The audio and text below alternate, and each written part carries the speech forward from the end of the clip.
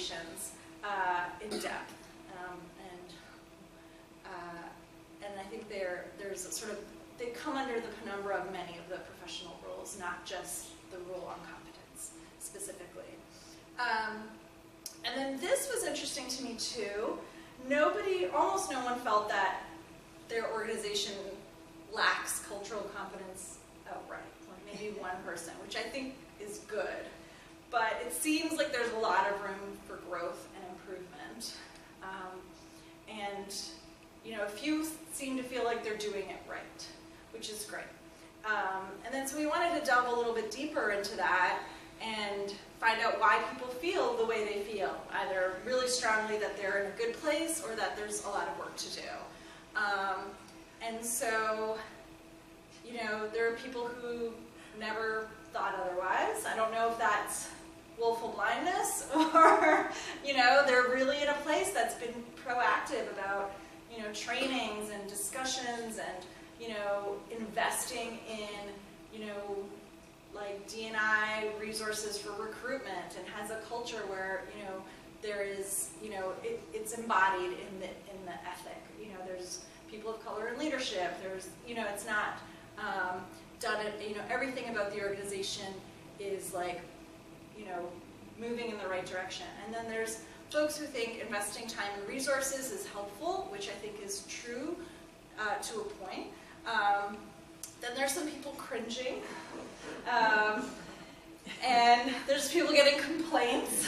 So you don't never want to go there, I think, and I would assume there's more people not complaining about issues than like filing complaints, just me. And so we wanted to know, like, the other. And so some people have invested the resources but still cringe and think there's a long way to go.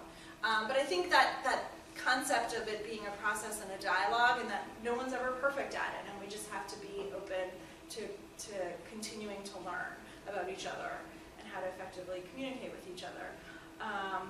And then there's someone who thinks some people get it and some people don't. And that people try but they miss the mark. So I think that's, they're sort of in the middle, and they don't seem to have a lot of hope for people who don't get it and maybe won't, but we'll see. There are things people are great at and things people struggle with. I've both cringed and been extremely impressed. We've been talking about it internally and making an effort to invest more resources. It's inevitable under the best of circumstances that attorneys and others will only be somewhat competent at best. It's a very complex and difficult task in a country that has as much racism, sexism, ageism, etc. as the US, and in a large institution where the hierarchy is largely male, cisgendered, and white. So, as someone who works at an organization that was founded by, the legal profession 35 years ago, and I can certainly see how, a lot of the big law firms in particular have a certain, have made some progress in this area, but there's still a lot to do when you look at the statistics that you were talking about. I think in your study, Yolanda, I'm not sure if you're talking about that later. And so I think that's really important. I know in terms of immigration law, one of the things that I talk about when I'm speaking about the substantive area law that I work in is sort of the history of racism in immigration law and how that impacts the current policies that have been really exacerbated under the administration at present. And I think, we're dealing with a lot of different factors at a highly fraught time. And, this is part of the work, in my opinion. And then some other observations. I think, there are different perspectives, and you're talking about being sensitive to issues with the clients, but this was, I think, an interesting point. With global law practice now the norm, a need for cultural sensitivity is now the norm. And so, what I'm seeing a little bit is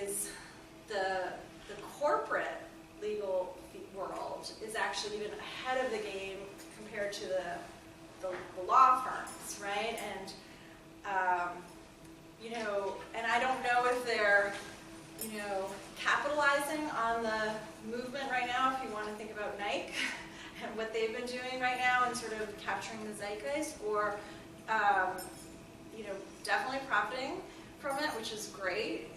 That, you know, Colin Kaepernick in particular was not,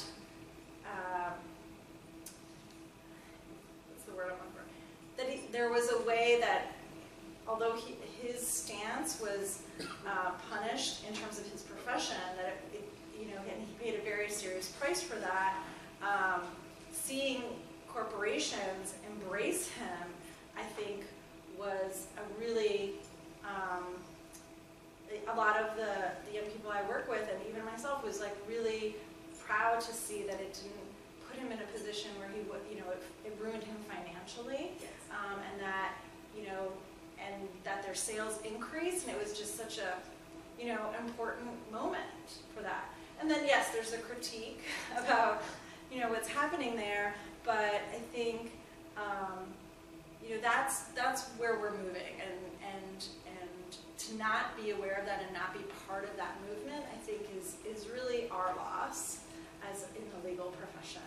And we have to catch up both with the healthcare and with the corporate legal strides that are being made in promoting diversity and inclusion issues. Yeah. Are we running out of time? No. You might get to this, but I wanted to ask a question and follow up to Yeah. something you just said. Where is the, I don't know if intersection is the right word to use, but we're all trying to be more, you know, have more cultural competency. But where is that point in which it is necessary to have a person from that culture? Like I remember when we first talked about, you know, you doing this presentation, you were very mindful and you wanted to I was have, like, are you sure you want me? No. Lawyers of color.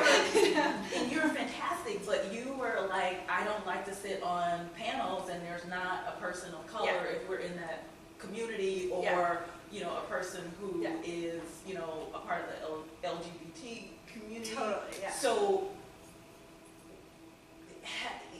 is there research or a sense of how far anyone can go if they're not a part of a particular community that they're intending to serve? Like how important is that actual representation?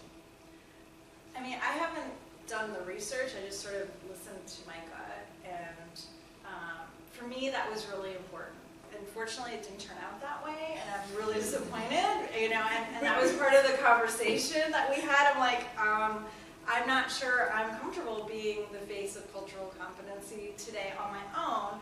And, you know, and I'm like, I can suggest other speakers, because Paula Edgar was on the panel that we did in New York, and it was 4 of us, and it was 2 hours long, and so we had, you know, different viewpoints. I think, you know, I don't want to be, I think that it's really important. And I don't have statistics. You know, I know that in terms of what my clients want, you know, they want to be working with lawyers, and I think that share something in common with them, whether that is something, you know, again, it's about presumptions, you know what I mean, in terms of, you know, like my background, you know, like my first language wasn't English, to be honest, you know, and I'm actually Canadian. So I have certain privileges, absolutely. You know, when I crossed the border with a U-Haul, nobody looked inside. I could have had anything in there. And I'm very aware of that being a privilege of mine. But my mom also worked part-time cleaning houses to help me pay for law school. I'm the first person in my family to go to college. So I'm working with law firms that, you know, like are Ivy League, you know, several generations of lawyers. And so I think a lot of people have different perspectives to offer. And so I made a vow that if I'm invited to speak on a panel, this was my sort of like, I think I saw like the inclusion rider and the Oscars kind of vibe, which also has critiques, I understand, but that I wouldn't say yes until I inquired about who the other panelists were and who's being invited, and, you am I also promoting and amplifying the voices of other folks that maybe don't have the visibility that I have based on where they're working or who they know?